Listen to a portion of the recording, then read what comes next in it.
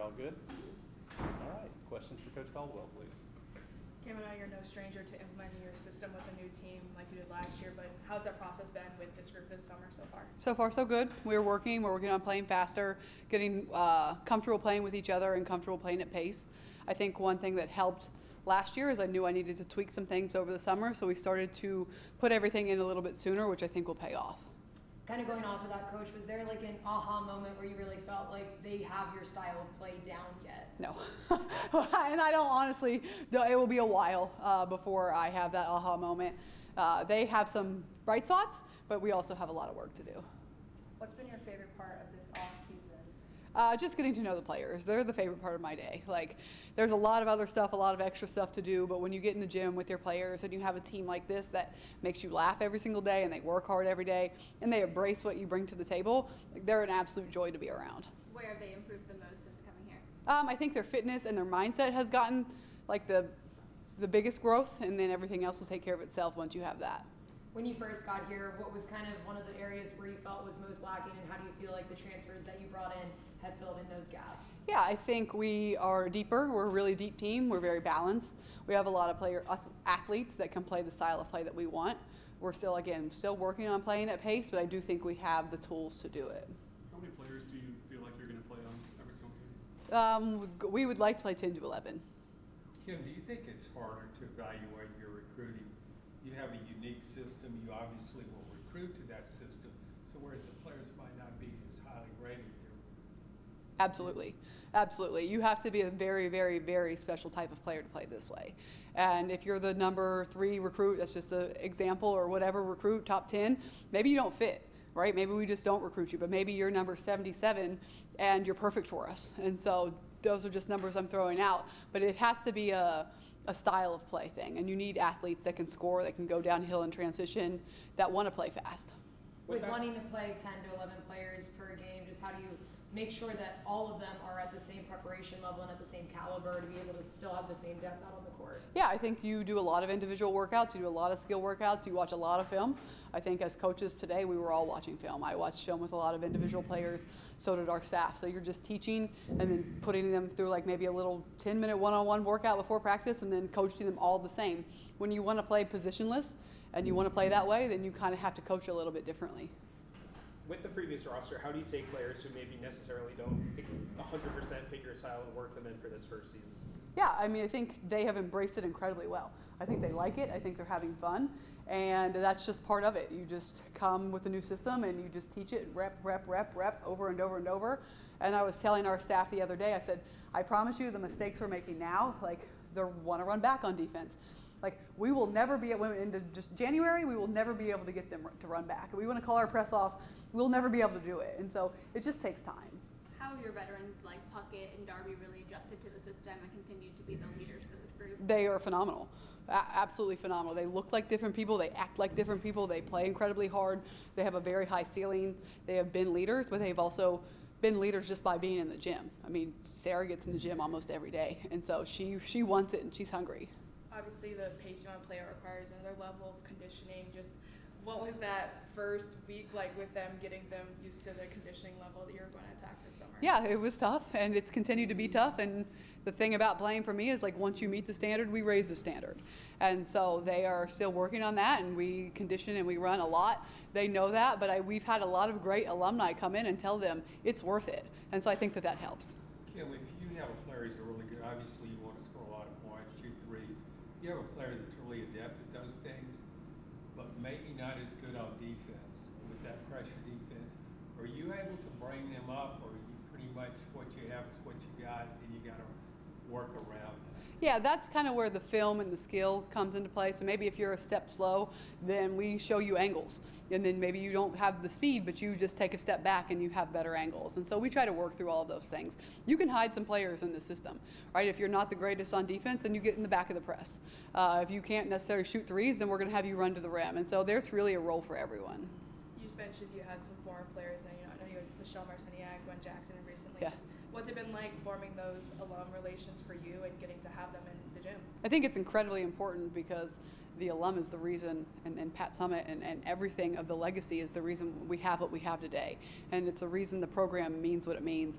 And it's the reason a lot of people in the gym right now chose to be here. And so having them come and watch practice and getting to know them in a real, authentic way is huge for us.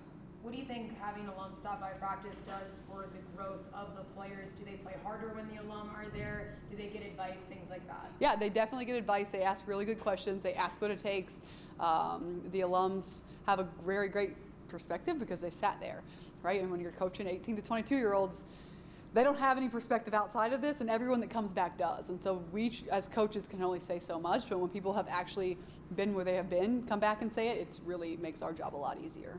What players that were here last year do you feel like are kind of made for this system? Yeah, I think Sarah Puckett is going to be great at this. I think she's going to thrive. Talasia Cooper is really good. I know she didn't play. I know Kanaya Boyd didn't play, but she's going to be really good for this. Tess Darby is going to be really good at this because she can fire them away. And so Jewel Spear is going to be really good at this because she can shoot and she can drive. And so there wasn't anyone that was here that I had a conversation with and said, you're going to struggle doing this. Because had that conversation happened, they probably wouldn't be here. I mean, Jill looks great. And so they're all really embracing it. Kim, why do you think Sarah Puckett would be good at this system? Because she can shoot. I know she didn't shoot a ton last year, but she can shoot, she can drive, she's mean. And you know, it's a mindset to play this way. And so she's going to play hard every night. She's going to go get rebounds, and she's going to build people around her to do the same. What about the quickness on defense? Yeah, she's quick enough. She's quick enough. Yeah, she's absolutely quick enough. She's smart enough, right? So if she's guarding someone, we do match up to the closest man. So if she's guarding someone that's a point guard, she's smart enough to take the angle and make the cheat. How fun is it to see Puckett make that flip or switch and become fierce or angry on the court? Yeah, it's great. It's great for me because then I don't have to do it, right? Like sometimes she will beat me to it, and that's kind of what you want as a coach is you want a player-led team, and you want them to hold each other accountable and say, hey, this is the standard. That's not what we do here. And when it's coming from them and not from me, then we're already doing things right. And she does a phenomenal job at doing that. Kanaya was in a unique position this spring. I know she probably she said she kind of felt some pressure to impress you a little bit because you weren't the coach who recruited her, and she's with a lot of players. Most of them are a couple years older than her. Could you sense that? And you're like, what was your conversation like with her to kind of maybe make her relax a little bit? Yeah, her first day was terrible. It was awful. And then she's just progressively gotten better and better and better. And so you could definitely tell she had some nerves. She hasn't touched a ball in a year. And so that's a hard situation to be in. And so she has embraced it. She has learned to work hard. And anytime you have a freshman that's kind of the only one, sometimes they got to get kicked around a while. And she really got kicked around for about a week and then figured it out. And now she's holding people accountable and she's doing what she needs to do. When you were looking for assistant coaches, what were some of the qualities you felt like you needed for them to kind of complement you as a coach? Yeah, I needed people that were energetic, people that could do a lot of skill work. I wanted people that knew things that I didn't. I know I have some blind spots in the SEC and some people that had some strong SEC, especially SEC recruiting experience. And then I had a good core group that had been with me for a long time that I wanted to bring with me. Kim, do you use different types of presses? Or do you stick with like a 2-2-1 or man? Or how do you? We have about 3 or 4 presses that will shake it up in between, and we'll base it based off of scout and each team. So I'm not, hey, this is what we're going to do. Whatever team we have, some groups are better at a 2-2-1, some groups are better at a 1-2-2, and so seeing what their strengths are. So the players are learning all these different presses. They're learning a lot. Yeah, they're learning a lot. They're learning how to play offense completely differently and defense completely differently. I'm sure it's been challenging at times for them and maybe some frustration. Just like, what is their response when it is like challenging to grasp what you're trying to implement that day? Yeah, I think that everyone handles it a little bit differently, and that's still something we're working through as a group. As a coach, I really like to frustrate them. I like to challenge them. I want our practices to be harder than our games, and I want us to be able to get through hard things together before we get to the games and there's crowds there. So sometimes we have meltdowns, sometimes we have leaders pick them up, sometimes we have people go silent, and we're working on fixing all of those things. Like, you had a blueprint of where you wanted to be back in April when you got to this end of summer. Would you say that you guys are where you wanted to be right now? We're close. You're limited hours. There's only so much you can do. I wish we would have done a little more skill, but you kind of have to sacrifice. Are you going to do more skill, or are you really going to put your stuff in? And we chose to put our stuff in. And so once we get into like our 20 hours, we'll pick up the skill again. Kim, have you had any chance to look at the rest of the SEC? No, and I won't. You know, we'll do it. I'm not the type of person that will look ahead and look at other people's rosters and start to get nervous there. I'll do it the day before we play. And that's my assistant's job. They can look at all that and figure all of that out. What excites you about this non-conference schedule this year? I think it's a nice mix of challenging, but it also takes us a really long time to learn how to play this way. I would say of my 9 years of coaching, our November record is probably our worst record because it takes time. And so I think that we need some room on our schedule where we can figure it out and we can grow and we can get things clicking.